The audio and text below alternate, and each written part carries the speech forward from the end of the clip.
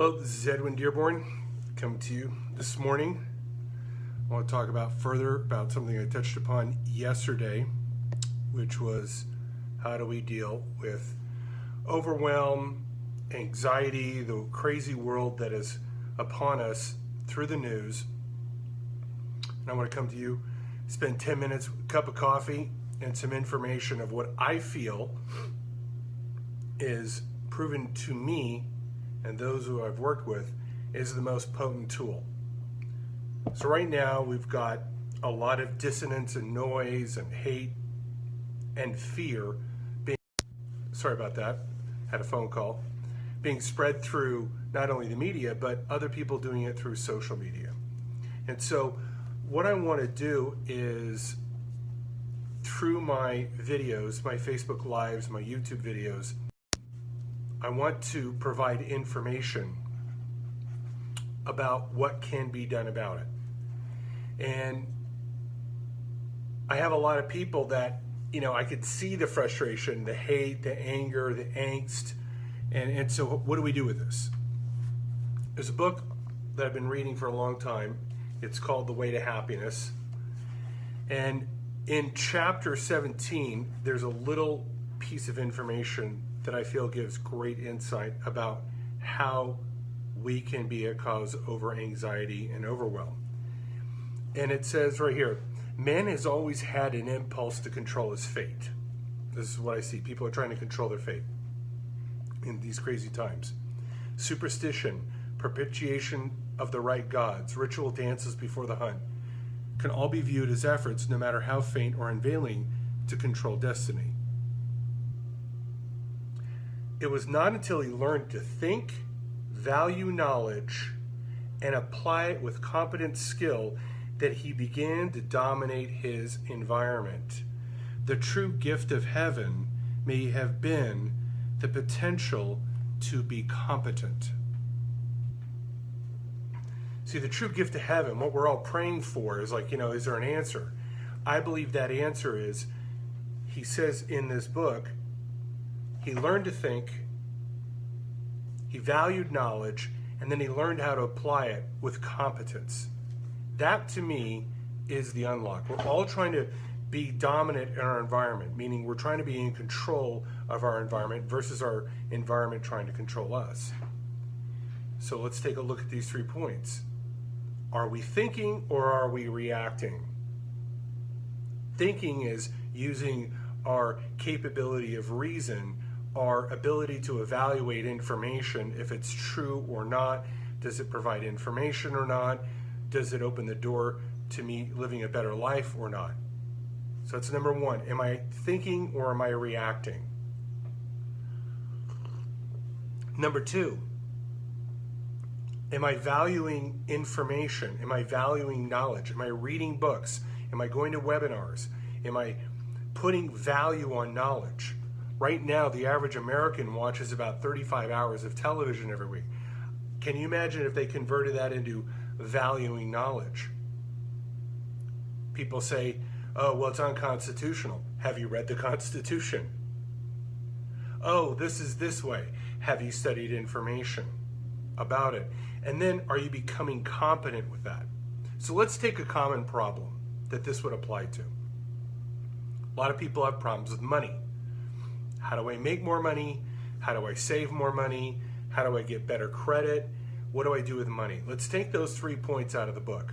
Number 1, are you thinking or are you reacting? Are you spending money reactively? Or are you making it and have a financial plan? Do you have a financial strategy? Most people don't have a financial strategy.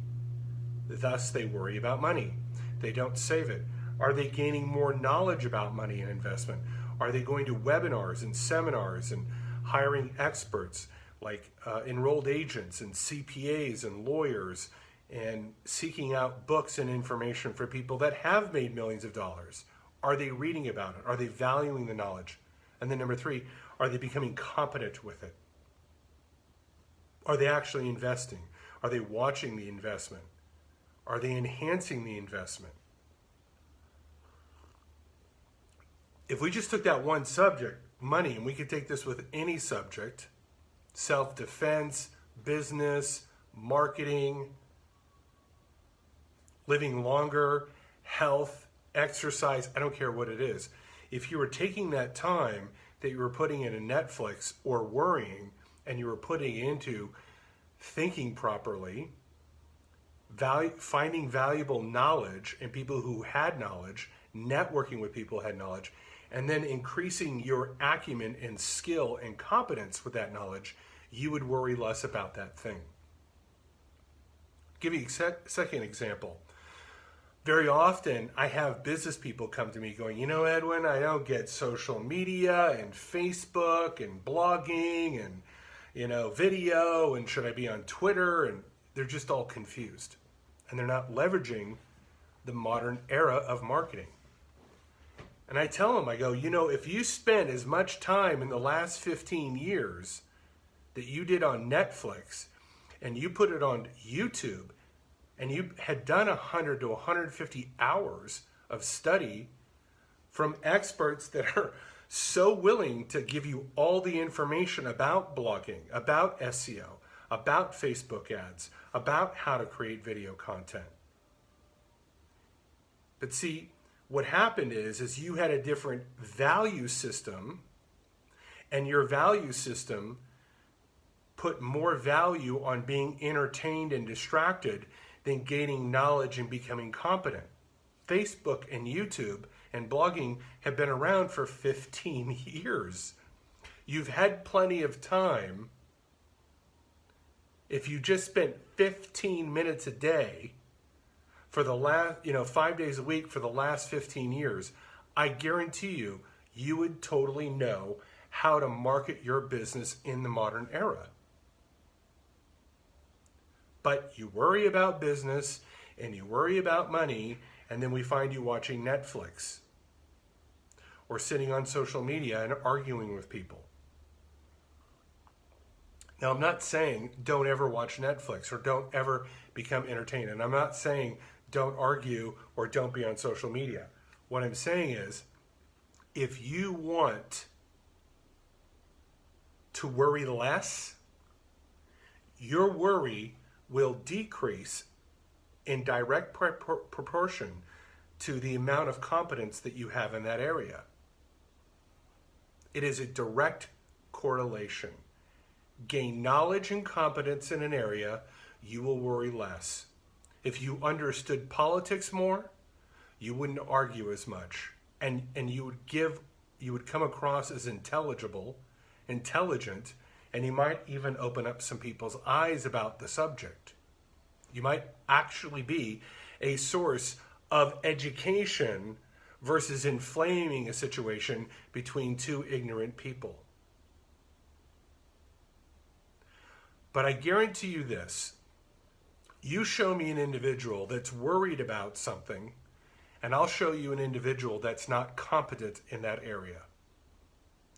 Corollary, show me a person who's competent in an area, and I'll show you someone who's not that worried about that area.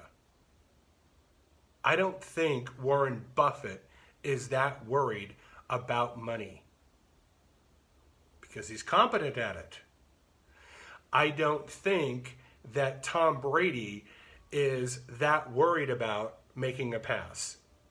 He's competent at it. I don't think bodybuilders, unless they're taking steroids, are that worried about their health. But if they're eating healthy food and they're going to a doctor and they're training and exercising and hydrating and supplementing, they're not too worried about getting a heart attack. Why? They're competent in it. So this is what I suggest you do.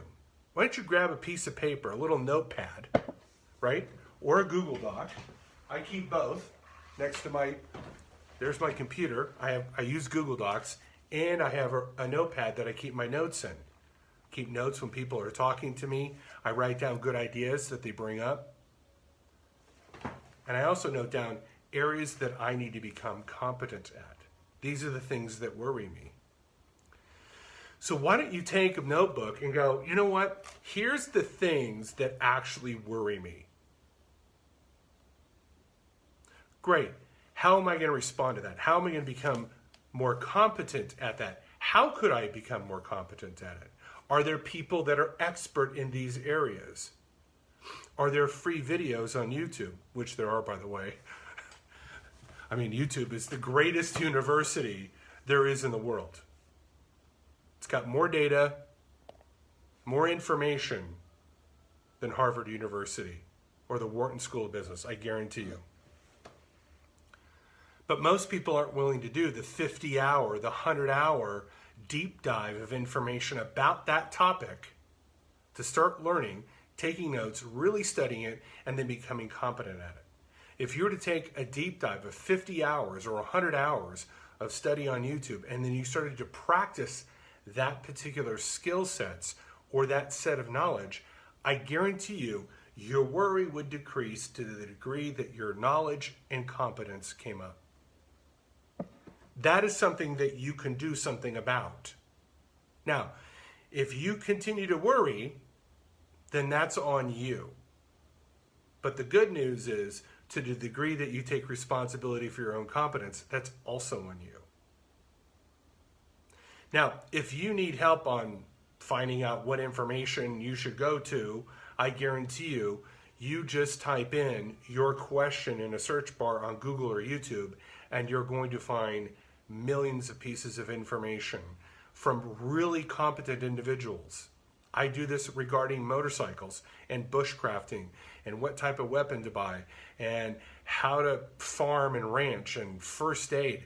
My gosh, the amount of expert individuals who are enthusiastically and competently giving you just invaluable information is amazing. It's an opportunity that most people don't take advantage of. So I've come up with a saying. Instead of Netflix and chill, why don't you YouTube and learn? Why don't you become competent in the areas that bring you the most anxiety? I guarantee you, if you follow this path, and you do this every single day, whether it's 10 minutes or 15 minutes or an hour a day, and you repeat this process over and over and over, you're going to look back from a year from now, and people are going to go, how did you know all that information? And you go, well, while you were Netflixing and chilling, I was YouTubing and learning. I was becoming competent. I was taking this knowledge and I was going out and practicing it. And now I know how to invest, or now I know how to camp, or now I know self-defense. Whatever it is that you're worried about, competence in that area will always alleviate your anxiety and stress. Make it a great day. Stay ambitious. Stay focused. We'll talk to you soon.